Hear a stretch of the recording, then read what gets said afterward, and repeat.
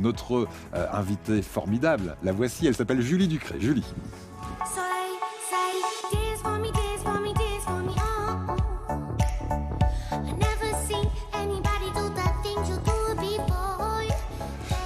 Bonjour Julie. Bonjour Eric. Merci d'être avec nous. Alors Julie, vous êtes formidable. On parlait de parfums tout à l'heure. Vous connaissez beaucoup de choses en ce qui concerne les parfums puisque vous êtes dans les cosmétiques et vous avez créé une entreprise spécialisée dans les soins, les produits d'hygiène bio avant tout le monde puisque c'était il y a 12 ans et c'est une belle success story qu'on va raconter aujourd'hui. Merci d'être là. Mais si vous êtes là, c'est aussi parce que quelqu'un vous a envoyé vers nous. Ici, on balance un peu son héros tous les jours. C'est pas qu'on le balance un peu, c'est qu'on le balance complètement. On va vous montrer une photo, vous allez me dire si vous reconnaissez ce personnage. Regardez dans cet écran. De qui s'agit-il ? Thomas de Villencourt de Pur Océan. Très belle fondation.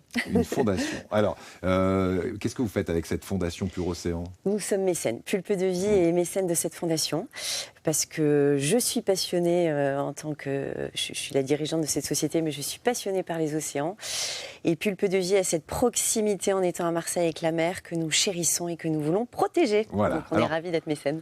Thomas a un message pour vous. Est-ce que vous voulez entendre ce message ? Oui, bien sûr, Ça va nous permettre de vous connaître aussi un petit peu mieux.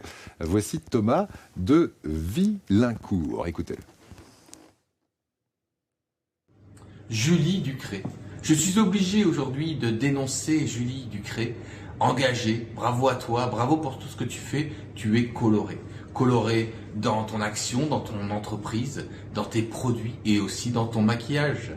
Bravo à toi, bravo pour tout ce que tu portes. C'est vrai que moi je représente la fondation Pur Océan. Nous on est dans l'océan, dans l'engagement, comme toi.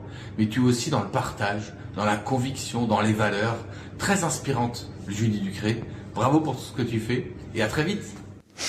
Voilà, Thomas qui a un joli message, qui protège les océans et qui vous félicite parce que vous faites des produits. Alors c'est ça où on peut se poser la question parce qu'on se dit c'est quand même des gels douche, des produits cosmétiques et ça pollue pas du tout.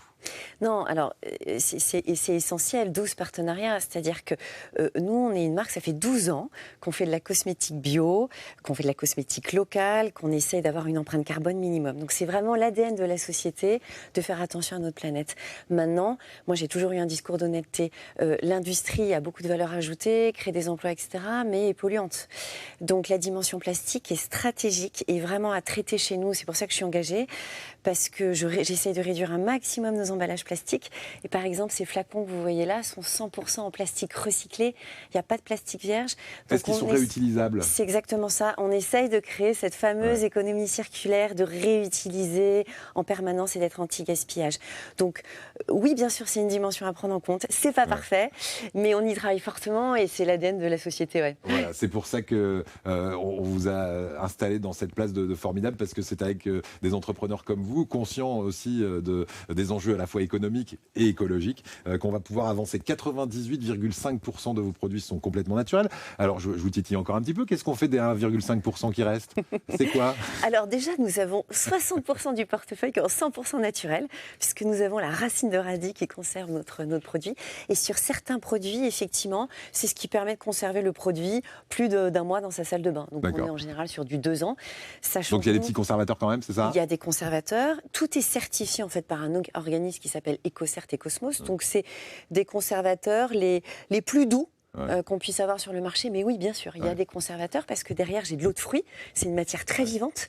Donc il faut la stabiliser. Et alors, si on parle d'eau de fruits, c'est parce qu'il y a 12 ans, votre grande idée, ça a été d'utiliser des fruits qu'on appelle aujourd'hui les fruits et légumes moches, les fruits déclassés, les légumes déclassés, pour en faire des cosmétiques. Elle est venue d'où cette idée ?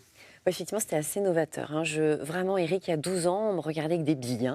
On me disait, mais qu'est-ce que c'est que cet illuminé qui nous fait de la cosmétique bio, locale, française, avec des fruits moches ? La mode n'était pas du tout à ça. C'était pas du tout à la mode à l'époque. Ouais, la mode était plutôt d'aller chercher la plante rare et endogène d'Amazonie.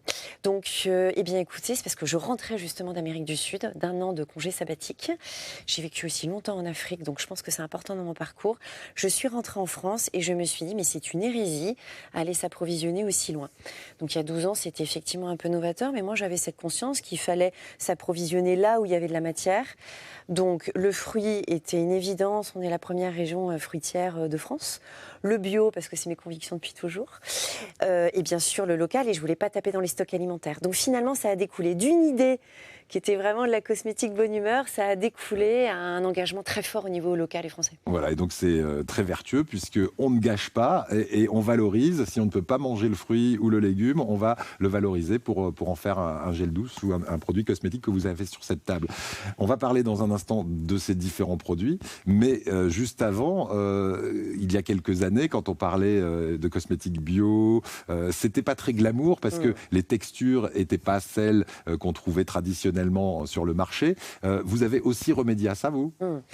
Tout à fait, vous avez raison. C'était mon positionnement, c'était de mettre un coup de folie dans la cosmétique bio. Honnêtement, la cosmétique bio, c'était pas très rigolo il y a 12 ans. C'était très blanc, très marron, très vert. Voilà, clairement ennuyeux. Et nous, on s'est dit, on met un coup de folie. Donc, on est arrivé avec plein de couleurs, des odeurs fruitées, très jus de fruits, des noms très rigolos, du caresse velouté, du gratouille-moi, enfin, voilà. Donc, on a mis un coup de pied dans la Il est où le gratouille-moi, là ? Ouais, alors là, il n'y est pas. Mais on a des déodorants solides très bien qui s'appellent Dame Dame Déo, etc. Enfin, ouais. Donc on s'amuse beaucoup aussi sur cette marque. Alors, vous nous avez apporté des produits. Combien de références vous avez aujourd'hui ? Une quarantaine. Ouais.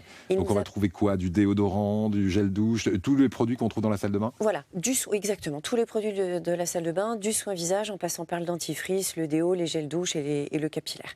Donc c'est vraiment la beauté de la femme au quotidien, sachant qu'on essaie vraiment de focuser, de centraliser sur des produits dont on a vraiment besoin. On essaye vraiment de ne pas avoir trop de produits. On a réduit nos soins visage, par exemple. Ça, c'est votre expérience africaine ? C'est mon expérience africaine, effectivement. Je pense qu'on n'a pas besoin d'une foultitude de produits, on n'a pas besoin de consommer follement non plus. Ouais. Quand on parle de cosmétiques, vous vous lancez dans le maquillage ou... Alors non, ça c'est vraiment un domaine d'expertise que j'ai pas, que je ne ferai pas, qui est aussi un modèle vraiment beaucoup de mode, voilà, qui correspond pas forcément à ma logique écologique. Mais Et on va voir que la logique écologique peut aussi être une logique économique, ça fonctionne bien depuis 12 ans. Qui sont vos clients et où est-ce qu'on trouve vos produits ? On les trouve partout, vos produits, aujourd'hui ? Oui, alors on a un circuit hybride, donc on est beaucoup sur le web. Ouais. Donc on a notre site pulpedevie.com avec une grosse communauté qui nous suit sur le web, des communautés testeuses, et nous sommes en grande distribution. Donc Monoprix, Carrefour, Lidl, donc on doit avoir à peu près 2000 points de vente sur le territoire national. Et pas encore à l'export. Voilà, pas encore à l'export. Et ça, c'est le projet ? On y réfléchit, mais il y a encore le problème de l'empreinte carbone, donc on se tripatouille les neurones. D'accord, pour tenter de l'amenuiser. Et vous avez déjà des solutions qui commencent à... Oui, le digital, réfléchir, c'est la logistique, le transport qui est compliqué, mais je pense que le digital peut régler beaucoup de soucis. Ouais. Donc nous travaillons sur ce projet, oui. Allez, on va terminer avec les prix, parce que depuis 12 ans, vous avez amassé des prix, de très nombreux prix. Quel est celui qui vous touche le plus ? On a eu un prix fabuleux avec LSA, qui est vraiment la référence en grande distribution, le magazine de la grande distribution.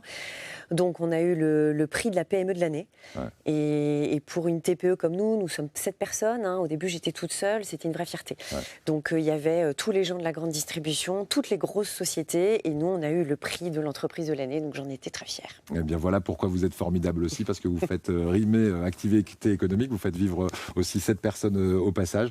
Et respect de l'environnement. Donc on attend d'avoir une empreinte carbone minimale pour pouvoir exporter. Donc ça fait aussi partie de vos valeurs que d'être aujourd'hui en circuit fermé sur la France, j'allais dire. Mais enfin, ça reste quand même quelque chose qui rayonne sur l'ensemble du territoire national. Merci d'être avec nous, Julie.